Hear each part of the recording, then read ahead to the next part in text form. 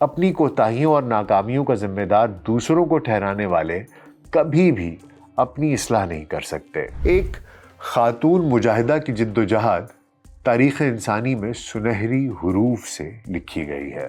France نے یہ بھی واویلا کیا تھا کہ اگر مسلم ریاستیں ایک ایک کر کے آزاد ہو گئیں تو اسلام دوبارہ غلبہ حاصل کر لے گا۔ افریقی ممالک پر قبضہ کرنے کے لیے فرانس نے 20 لاکھ افریقیوں کا خون بہایا۔ نہ صرف کہ جہاد کیا بلکہ اتنے بڑے لشکروں کو ترتیب بھی دیا اور ان کی کمان بھی سنبھالی۔ اس قلیل مدت میں بھی اس بہادر مجاہدہ نے فرانسیسی فوج کو ناقابل تلافی نقصان پہنچایا۔ وہ ایک ایسی شخصیت ہیں جنہوں نے کسی بھی ہینڈی کیپ کو اپنے آڑے نہیں آنے دیا، بہانہ نہیں بنایا۔ VLC پوڈ کاسٹ میں ڈاکٹر ناصر بے کے ساتھ آپ کی خدمت میں حاضر ہیں۔ السلام علیکم۔ آزادی اور غلامی کا سلسلہ بڑا طویل ہے۔ جب کوئی قوم یا معاشرہ آزادی کے لیے قائم اصول و اوصاف چھوڑ دے تو غلامی کی ذلت ان کا مقدر بن جاتی ہے۔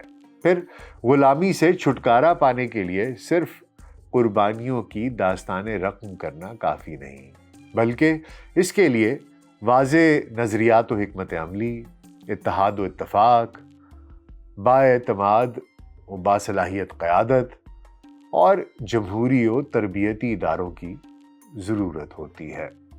سیاسی زبان میں عام طور پر ایک قوم کی غلامی کا ذمہ دار جارحیت پسند و توسیع پسند قوتوں کو ٹھہرایا جاتا ہے، لیکن ماہر نفسیات و سماجیات جن کا کام فرد اور معاشرے کو سمجھنا ہوتا ہے، ان کو سمجھانا ہوتا ہے، وہ کہتے ہیں کہ اپنی کوتاہیوں اور ناکامیوں کا ذمہ دار دوسروں کو ٹھہرانے والے کبھی بھی اپنی اصلاح نہیں کر سکتے۔ قانون فطرت کو بھی یہ بات قبول نہیں کہ ایک باغی، نافرمان اور نااہل قوم زیادہ دیر تک اسی طرح زندگی گزارتی رہے۔ الجزائر کی تحریک آزادی کو ان قوتوں نے بھی 20ویں صدی کی ماڈل تحریک قرار دیا جنہوں نے ہر دور میں اپنے حق آزادی کے لیے جد و جہد کرنے والوں کو شدت پسند کہہ دیا۔ الجزائر پر یورپ کی ایک بڑی سیاسی و عسکری قوت فرانس کا قبضہ تھا، جس نے یورپ اور امریکہ کو یہ باور کرانے کی بھرپور کوشش کی کہ فرانس صرف اپنی نہیں بلکہ پورے مغرب، جسے امریکہ نے سوویت یونین کے مقابلے میں آزاد دنیا قرار دیا تھا، اس کی بقا کی جنگ لڑ رہا ہے۔ فرانس نے یہ بھی واویلا کیا تھا کہ اگر مسلم ریاستیں ایک ایک کر کے آزاد ہو گئیں تو اسلام دوبارہ غلبہ حاصل کر لے گا اور مغرب کے لیے خطرہ بن جائے گا۔ اور الجزائر کے اندر سے حمایت حاصل کرنے کے لیے فرانس نے جمہوریت اور عورت کی آزادی کا کارڈ بھی کھیلا تھا۔ مگر خواتین کی آزادی اور خود مختاری کی بات کرنے والے فرانس کی اپنی سرزمین پر قبضے کے خلاف ایک خاتون مجاہدہ کی جد و جہد تاریخ انسانی میں سنہری حروف سے لکھی گئی ہے، جس نے اپنی بہادری اور ذہانت سے فرانسیسی فوجوں کو بھاگنے پر مجبور کر دیا۔ اسے الجزائر کی قومی ہیرو قرار دیا گیا اور اس خاتون کا نام تھا فاطمہ نسومر۔ فاطمہ نسومر وہ جنگجو تھی جسے خولۃ الجزائر کے نام سے بھی یاد کیا جاتا ہے۔ وہ بہادر خاتون جس نے فرانسیسی استعماری فوج کا بہادری سے مقابلہ کیا اور فرانسیسی فوجوں کے مقابلے کے لیے 25,000 کا لشکر تیار کیا۔ اس مجاہدہ کا اصل نام فاطمہ سید احمد ہے، جو 1830 میں الجزائر کے مشرقی علاقے عین الحمام کے ایک گاؤں سومر میں پیدا ہوئیں۔ فاطمہ ایک خالص دینی گھرانے میں پیدا ہوئیں۔ ان کے والد کا نام سید محمد احمد اور والدہ کا نام ترکیہ نتی خولف تھا۔ اس کے 4 بھائی اور 2 بہنیں تھیں۔ 2 بہنیں بامینہ اور تسیت، جبکہ 4 بھائیوں کے نام احمد، طہار، شریف اور الہادی تھے۔ اس کے والد گاؤں کے اسکول میں قرآنی علوم کے سربراہ تھے اور یہ اسکول سلسلہ رحمانیہ سے منسلک تھا، جس کے پیشوا سید عبد الرحمن بوقبرین تھے۔ بچپن میں ہی فاطمہ نے قرآن حفظ کر لیا تھا اور اسلامی علوم سے بھی روشناس ہو چکی تھی۔ تقریباً 16 سے 18 سال کی عمر میں اور اپنے والد کی موت کے بعد خاندان کے سربراہ بڑے بھائی کی منظوری کے ساتھ فاطمہ کی ایک خاندانی کزن سے، جن کا کہ نام سی یحییٰ نتھاخلوف تھا، اس کے ساتھ شادی کر دی گئی۔ تاہم جوڑے نے جلد ہی علیحدگی اختیار کر لی کچھ وجوہ کی بنا پر، اور وہ اپنی مذہبی تعلیم پر واپس آ گئی۔ اس کے باوجود اس کے شوہر نے اسے طلاق دینے سے انکار کر دیا، جس سے اس کے لیے دوبارہ شادی کرنا ناممکن ہو گیا، جس کی وجہ سے اس نے بعد میں اہم افراد کی طرف سے شادی کی پیشکش کو ٹھکرا بھی دیا۔ خلافت عثمانیہ کے شہزادے عبدالقادر کے کمانڈر شریف الہاشمی نے بھی ان کو شادی کی پیشکش کی تھی، مگر انہوں نے پہلے شوہر سے طلاق نہ ہونے کے باعث انکار کر دیا تھا۔ فرانس نے سن 1830 میں الجیریا پر حملہ کر دیا اور فتح حاصل کی تو فاطمہ اسی سال پیدا ہوئی تھی۔ ساحلوں پر قبضے کے بعد فرانس نے پہاڑی علاقوں کا رخ کیا اور 17 سالہ جنگ میں 8 لاکھ الجیریوں کو قتل کر کے وہاں اپنی حکومت قائم کر لی اور اسے اپنی نوآبادی بنا لیا۔ یوں افریقہ میں فرانس کا باقاعدہ نوآبادیاتی قبضہ شروع ہو گیا۔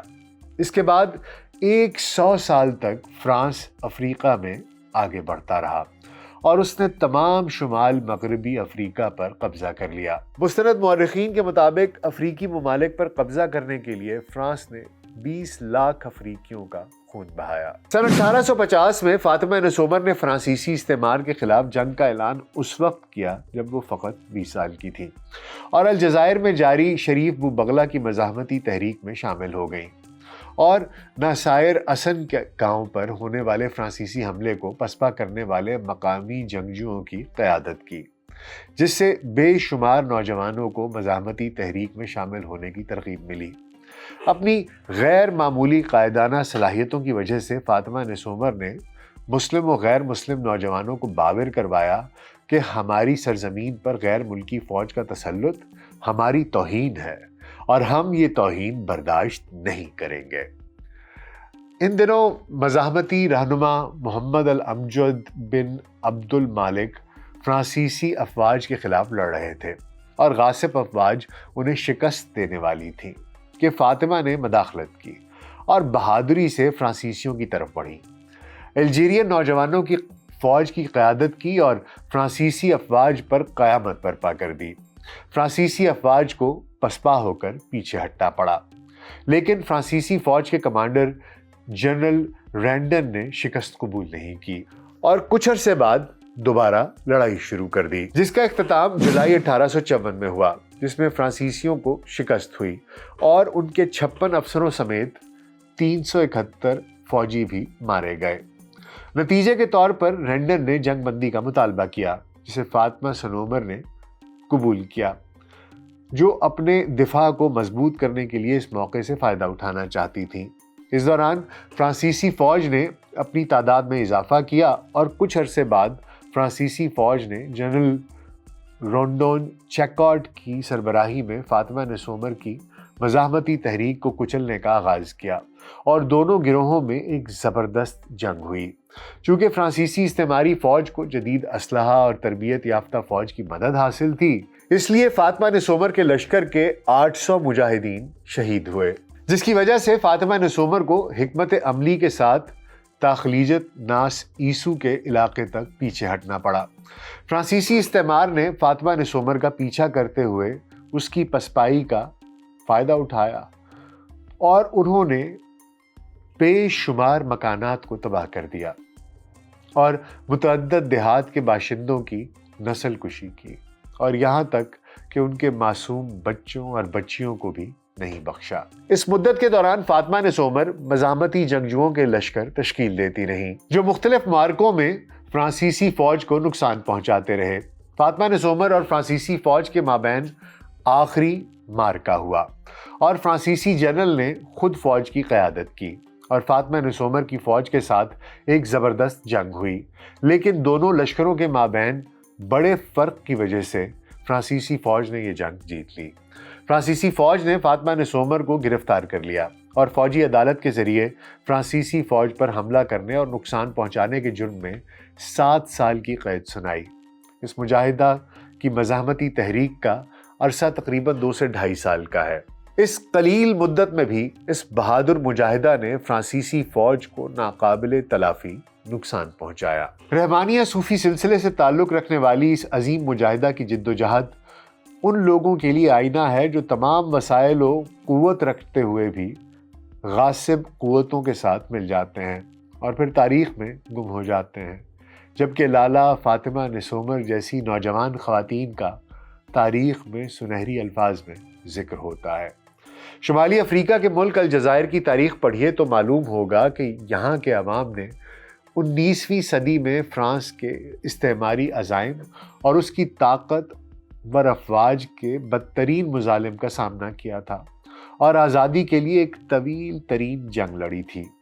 فرانس نے 1830 میں الجزائر پر قبضہ کیا تھا جو 132 سال تک برقرار رہا۔ اس عرصے میں فرانس نے اپنی اس نوآبادی میں مسلسل مزاحمت اور احتجاجی تحریک کو کچلنے کے لیے ہر حربہ اور ہر راستہ اختیار کیا، لیکن 1954 میں اور 1962 میں انہیں ایک طویل گوریلا جنگ لڑنا پڑی، جس کے بعد الجزائر میں آزادی کا سورج طلوع ہوا۔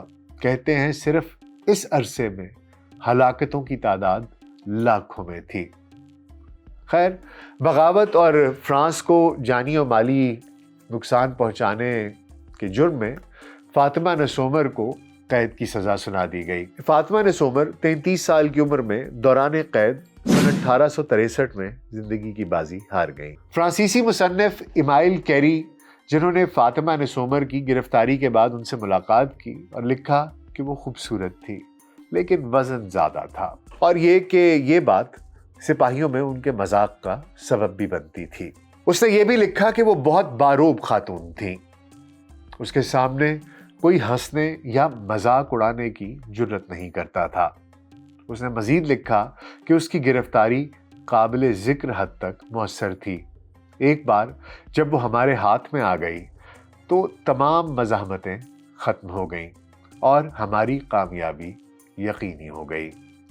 الجزائر کی چند سڑکیں اور درسگاہیں اس بہادر خاتون سے منسوب ہیں، جبکہ متعدد مقامات پر ان کی یادگاری مجسمے بھی نصب ہیں اور اس کے نام سے ایک اسکول بھی بنایا گیا ہے۔ فاطمہ نسومر کی قبر کچھ عرصہ تک اس علاقے کے باشندوں کے لیے زیارت گاہ بنی رہی۔ 1794 میں اس کی باقیات کو سیدی عبداللہ کے قبرستان سے ٹورٹائٹن میں زاویہ بمالی کے قریب الجزائر کے عالیہ قبرستان کے شہداء اسکوائر میں قابل ذکر قومی شخصیات کے ساتھ دفن کر دیا گیا۔ ہمارے ہاں یہ سوچا جاتا ہے، سمجھا جاتا ہے کہ شاید اسلام میں خاتون کو یا خواتین کو ان کے حقوق نہیں ملتے، ان کے پاس مواقع حاصل نہیں ہوتے۔ یہ اس زمانے کی بات ہے کہ جب یورپ میں عورت کو کوئی زمین یا کوئی بھی جائیداد خریدنے کی اجازت نہیں تھی، ان کی گواہی نہیں تھی، ان کو کسی کانٹریکٹ کے کسی معاہدے کو دستخط کرنے کی اجازت نہیں تھی۔ اس دور میں فاطمہ نسومر، جو کہ ایک مذہبی گھرانے سے تھیں، ایک حافظہ تھیں اور اسلام کی مبلغ تھیں، انہوں نے نہ صرف کہ جہاد کیا بلکہ اتنے بڑے لشکروں کو ترتیب بھی دیا اور ان کی کمان بھی سنبھالی۔ فاطمہ نسومر کا کردار بے شک ہماری آج کی نوجوان نسل، خصوصی طور پر جو بچیاں ہیں، ان کے لیے یقینی طور پر ایک رول ماڈل ہے۔ وہ ایک ایسی شخصیت ہیں جنہوں نے کسی بھی ہینڈی کیپ کو اپنے آڑے نہیں آنے دیا، بہانہ نہیں بنایا۔ نہ یہ بہانہ بنایا کہ وہ ایک خاتون ہے، نہ یہ بہانہ بنایا کہ فرانسیسیوں کے پاس جدید ہتھیار ہیں، وہ ایک سپر پاور ہے، ان کی پاس فوج کی تعداد زیادہ ہے۔ بس انہیں یہ علم تھا کہ یہ ان کی زمین ہے اور یہ ان کے لیے بڑی توہین کی بات ہے کہ غیر ملکی آ کر اس پر قبضہ کر لیں۔ اور اس ایمان کے تحت انہوں نے اللہ سبحانہ تعالیٰ کی راہ میں یہ جہاد کیا۔